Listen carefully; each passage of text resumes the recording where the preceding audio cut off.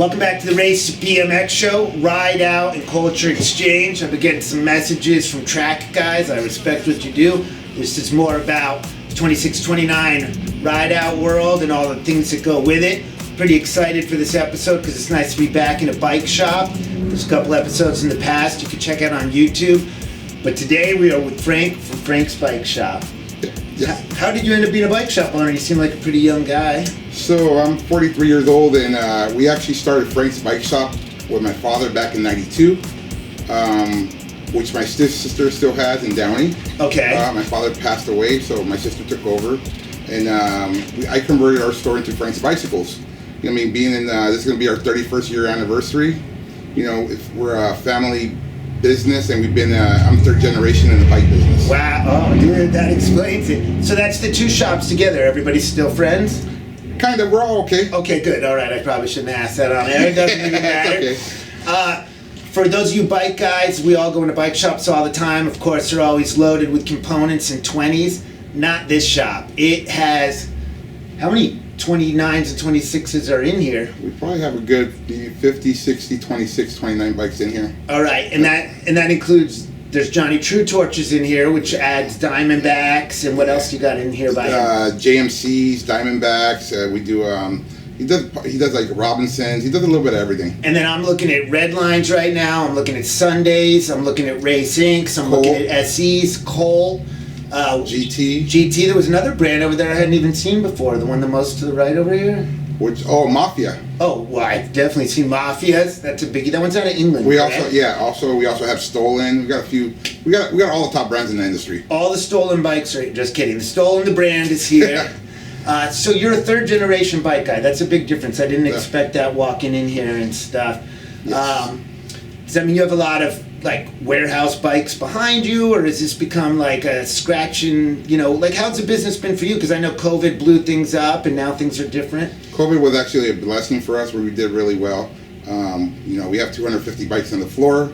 I got like 250 in storage, so our business is really booming, especially on this big BMX stuff. The bike life is really big. Okay, good, because that's what we're here for. And obviously, since you've been around in BMX for that long, you watched it go from 20s with some random 24s, then the occasional 26. Yeah. Then 2009 hit. The Big Ripper came out, and how has that changed your world? It's been crazy. It's like we couldn't keep them in stock. It's just it's a new bike life scene. It's exciting. You can dress them up however you want. We got all the jewelry for them here. Pretty much whatever you want. Do you see a difference between the 20-inch guys and the cruiser guys? Is it an age thing or a lifestyle thing, or not at all? Not at all. A lot of the older guys still have their 20-inch, but they can't really feel comfortable riding them, so they jumped onto the 26 and 29s.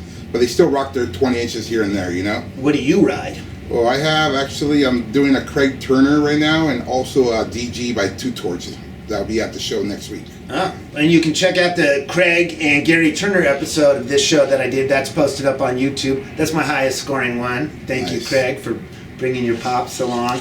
That's cool. Yeah. Great people. Yeah. Do you know everybody, or you have relationships with the whole? I know a little bit of everybody. I've been around for 30 years, so I know Greg. I know Craig and his dad, and I know Two Torch. We know Bill. We know a lot of people in the industry, so. Okay. We're backed up by a lot of people too. There's some Bassett's in here. We got Bassett's, also a Bill Holman. We got Throne as well. It just came in, so we do a little bit of everything. And are you part of Ride Out culture? I'm not a part of the Ride Out culture yet. We do have a big Ride Out coming out for our 31st year anniversary, July 1st. So keep an eye out for that. But I'm so busy, guys, getting your guys' bike ready that I still got to go home to my two kids and be a father. But eventually we're gonna start hitting the bike life stuff, And do your kids ride? They ride regular bikes, here and there. I don't push them too much, but my oldest is actually starting to like to come in here, and he helps me build bikes and stuff, so it's pretty cool. Oh, all right. That's always a good sign. Definitely, yeah. I don't like to push anything on them. If they like it, they're gonna enjoy it. My father pushed me when I was a kid. I didn't like it at first, but the older I got, this is my passion. I love it. I'm BMX for 30 years, bro. So it's like he got me my first Mongoose and Moto Mag. So that was that because that's one of my questions. What was your first BMX? Yeah, so it was a Mongoose, So with the Moto Mag. Yeah, the Moto Mag. So you had an 80-pound 20-inch bike. Definitely. It was pretty cool though.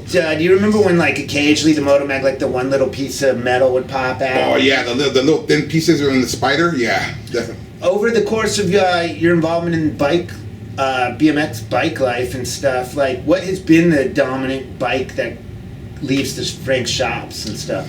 You know what? It was SC for a while. You know what I mean? SC's always been really popular.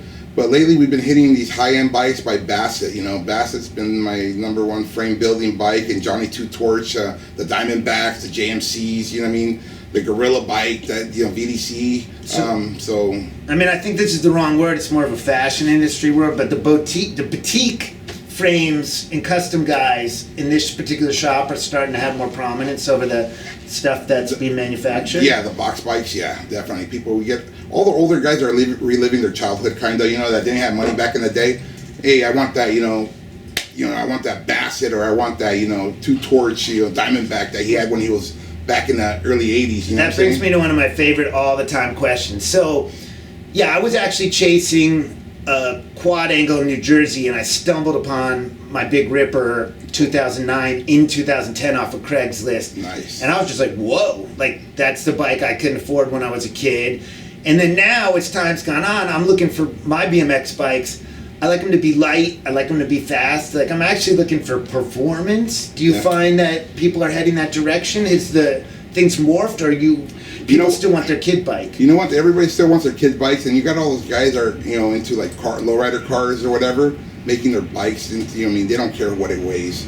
But you got those race inks out there that are really badass, lightweight, you know, with the titanium bars and stuff. I got those, which is really cool too. So we got a little bit of everything, mostly custom, high-end luxury bikes. You know, I mean, they don't really care how much it weighs. They just want the nice lowrider look, you know. The chrome, which is kind of hard to get, you know, pretty soon because of California. Yeah, no, when I describe to non-bike riders what guys are doing with bikes, I'm like, have you ever seen a hot rod? Have you ever seen a low rider? Right. Have you ever seen a, like, overdone Harley? Like, that's what's happening to them. Are you selling those parts, or are you selling more manufactured stuff? Like, so we try to push American-made stuff. So we do a lot of, you know, I mean, we do S&M, we do a lot of Bassett, you know, I mean, we got, you know, Profiles in the main guy, we do a CST, we also do Nyko, we got an ATF in the corner. You know, our thing is we try to push American made. That's our whole thing. We do carry everybody else's stuff, but mostly we push, you know, I mean, we're known for pushing American made stuff, and that's what I support the most. Oh, wow. So, okay. Definitely. I mean, I know. It's not cheap, guys. It's not cheap. It's not for everybody, but I mean, if we can support USA, let's do it, you know? All right. I'll second that, but I'll also say we all out there in the world have different budgets. I, you know, respect you getting yourself on any bike, even if it's some used thing that you had to... Doesn't matter what bike it is, as long as you're on a bike, guys. Bike life, we don't discriminate. Right.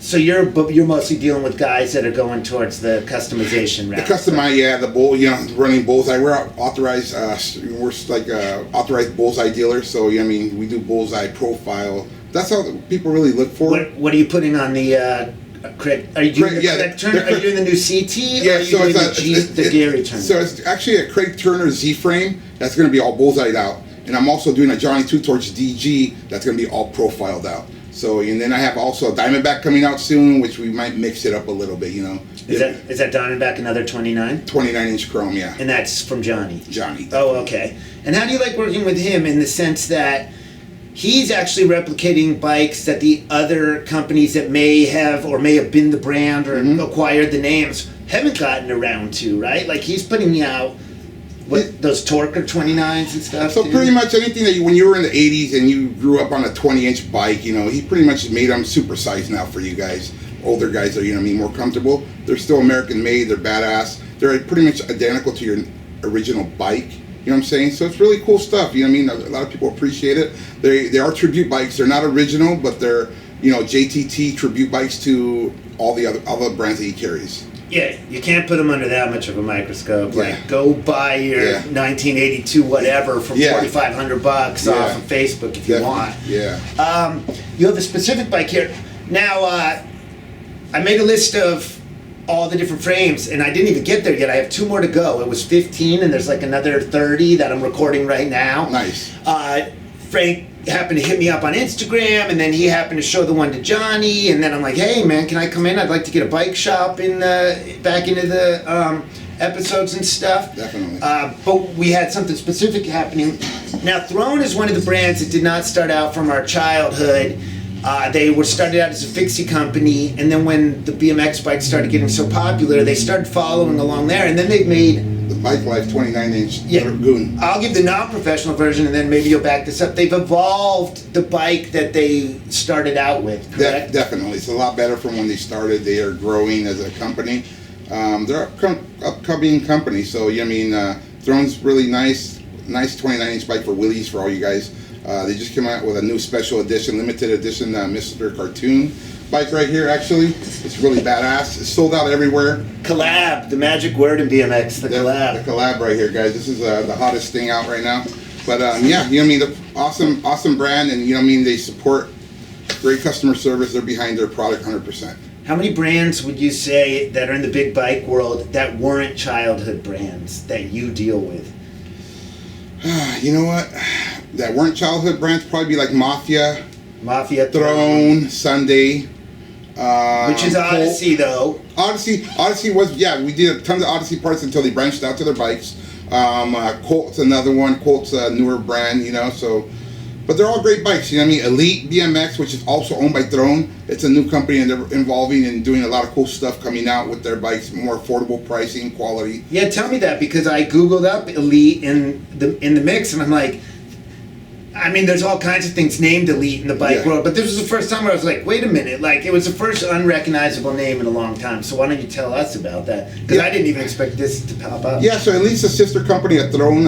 They have entry-level bikes, roughly about $279 and up to like $500. They're starting to get pro riders involved into their brand, and they're trying to push into BMX. I mean, they're not known for that, but I mean, you got to start somewhere, and they've been around for a good, I think, 7 or 8 years or 10 years. Oh, really? Wow. We've been supporting them since day one. It's my number one selling entry-level bike in our shop, so they're great. And what is the average price on an entry-level bike? Entry-level BMX, roughly about $279 and up. Wow, that's pretty good, actually. Not bad. And who's coming in at those prices? Right now, $279. That's my number one selling bike, the Elite Stealth.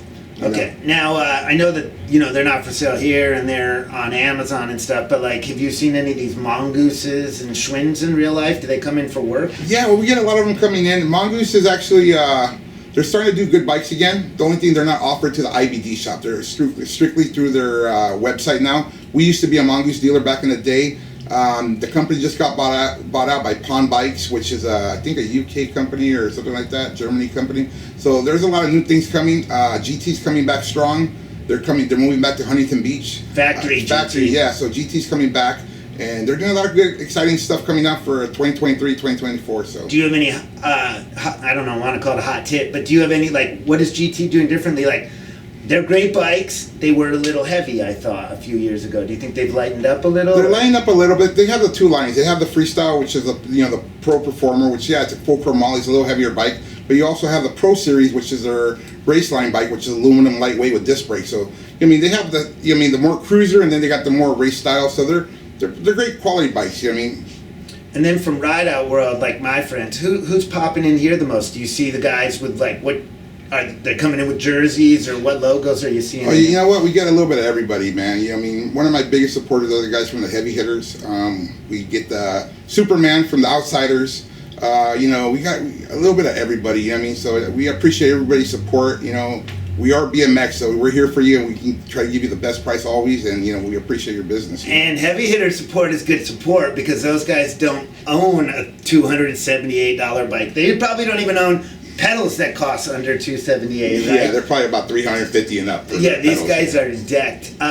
So I asked you what your lowest price bike was, and I don't mean this like, did they get too expensive, but like, what have you seen some of the guys go the biggest on in this shop? Like, have you seen a $5,200 bike and stuff? So about a couple of weeks ago, I had a good customer of mine named Charlie from Arizona. Okay. That we actually did a Bassett top of the line bike for him with Bullseye, and it was about $5,000, a little bit over $5,000. Wow. So the bikes, these nice custom bikes start anywhere. American made ones anywhere between $3,200 and $7,000, depends what you want. Wow, that's steep. Yeah, thanks for saying it. Like, that's half of an old car and more than a few other old cars and stuff. Yeah, definitely. So tell us about your ride out. What are you aiming for? Is it already mapped out? Are you collabing with anyone? You guys gonna handle it yourself? We're actually collaborating with actually Superman and the Outsiders. We're actually going to do it's going to be our 31st year anniversary.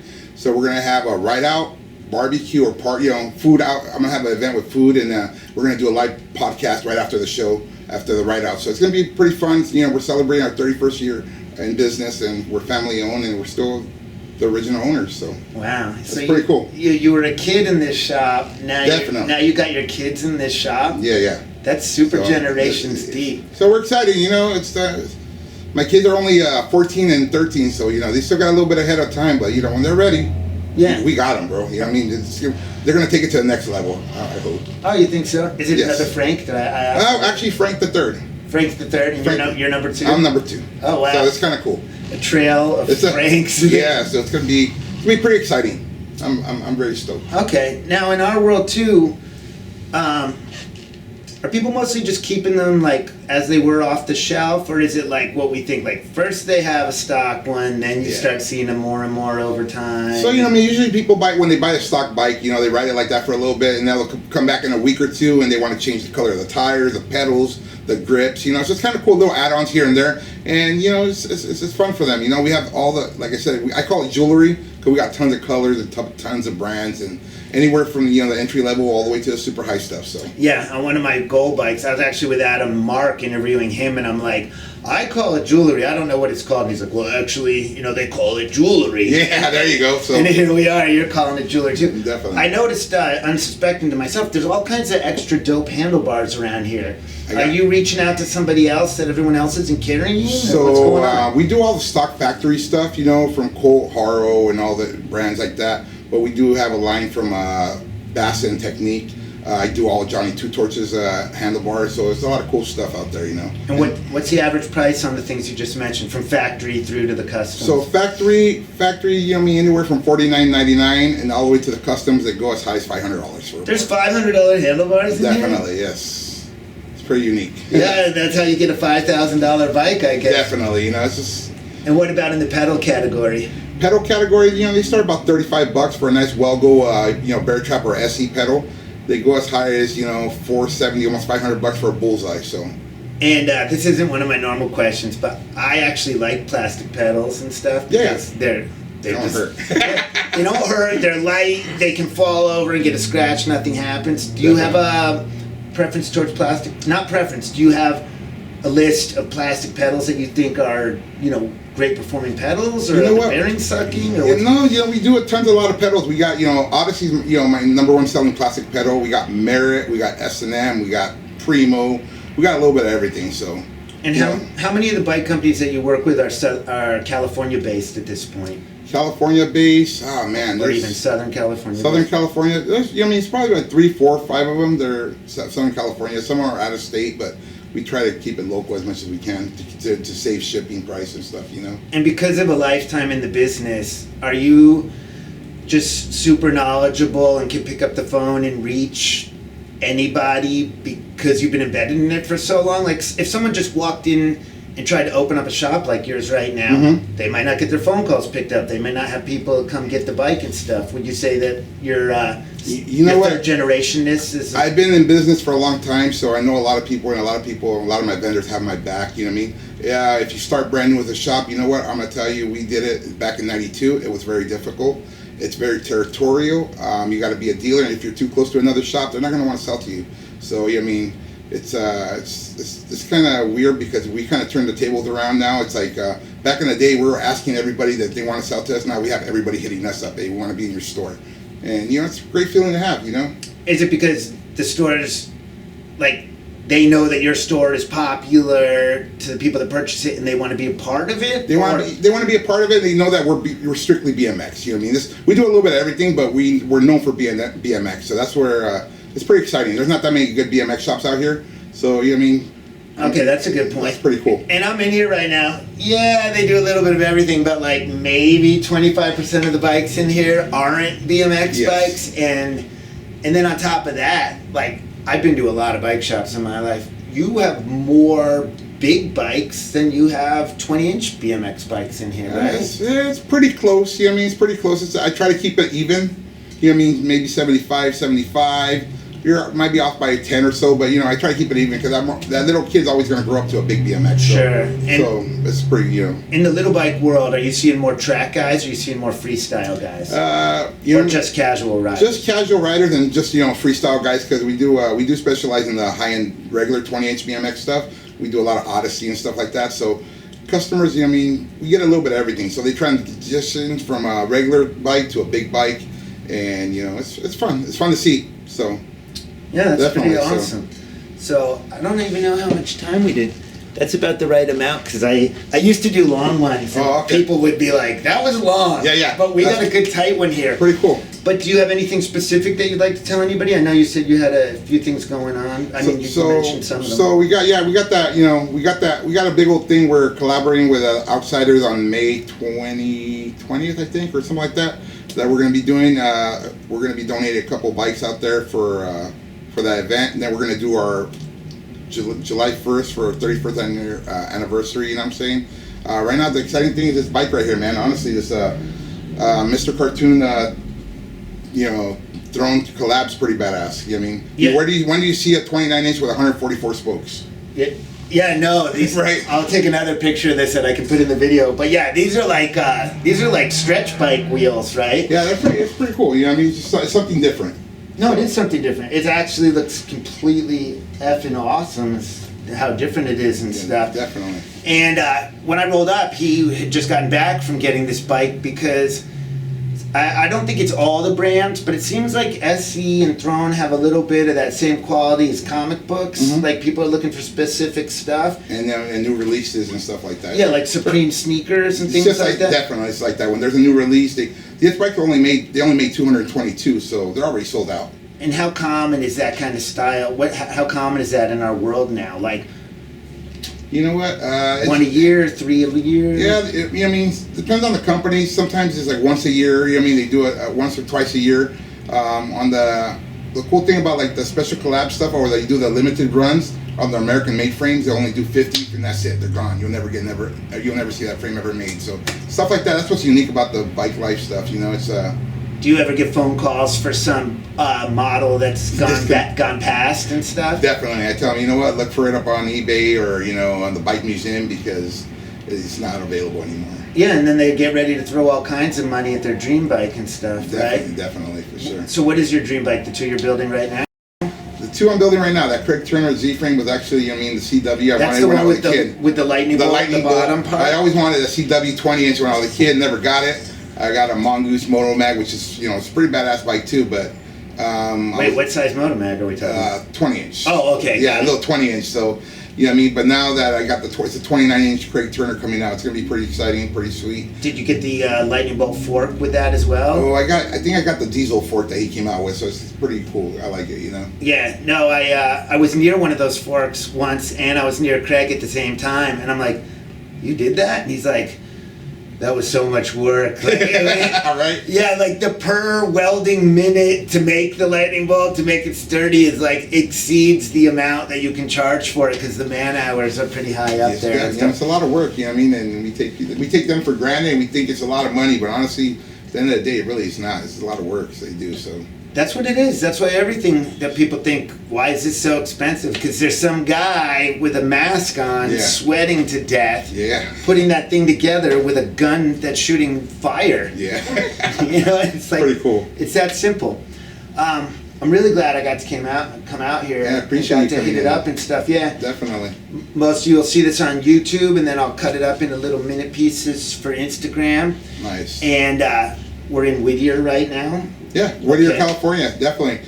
If you guys see this video and you guys come in and mention that you saw the video, I'll give you 10% off on anything we have in the store. So just let us know. We'll definitely take care of you guys. We appreciate your business. And I've been to a lot of great bike shops, and I'm glad I got to walk into this one, because you really should come in here if you're local. And I'm not just saying that because we're on the camera right now. Like, he does have what our world is looking for. It's everywhere. Like, you're not going to need to pre-order from Frank. Like, everything's usually in stock, man. We stock it deep, so we always have it in stock. Yeah, and if something that you're fantasizing about isn't in stock, there's definitely the equivalent hanging around here somewhere, right? Close to it. If not, I'll get it for you. I'll figure a way, and I've got contacts, and we'll figure a way to get it for you as soon as possible, So, yeah, definitely. That's what we're here for. All right, there you go. Hey, pleasure, man.